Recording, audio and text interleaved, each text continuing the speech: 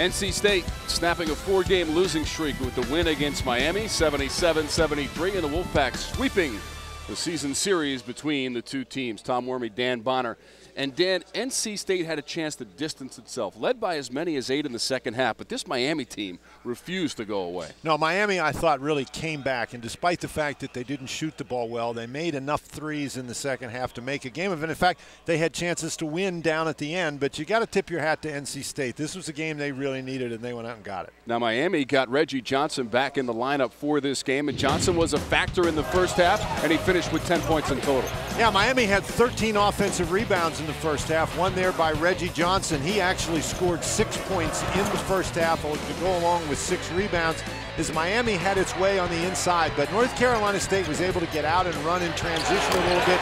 Scott Wood made 3 three-point baskets in the first half. Alex Johnson had 4 assists. The last one to Wood, that one to Lorenzo Brown, this one to C.J. Leslie, who had 13 first-half points. Really, I thought, helped get the Wolfpack going. In the second half, the Wolfpack, after falling behind early, was able to get out and run. Lorenzo Brown finishes right there, this time with the outstanding alley-oop pass to C.J. Leslie. And then Brown was really effective driving the ball to the basket in the second half. Here, the assist to Deshaun Painter. As you mentioned, the Wolfpack built as much as an 8-point lead. Ryan Brown came off the bench. He had 15 points, including knocking down a couple of 3-point baskets. This 3 by Malcolm Grant tied the game with under a minute left. Mark Gottfried called a timeout. Scott Wood came in back in the game. They ran a play for him. That probably the biggest shot of the game. NC State able to hang on after making that 3.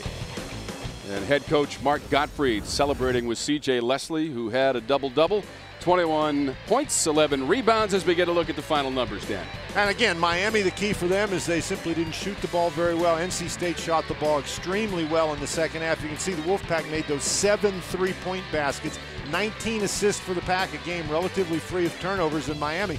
Despite those 22 offensive rebounds, were really not able to score enough second-chance points to overcome their low field goal percentage.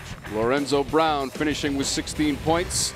Scott Wood with 15, Richard Howell with 14. C.J. Leslie led the way with 21. Once again, the final score, the NC State Wolfpack 77, the Miami Hurricanes 73.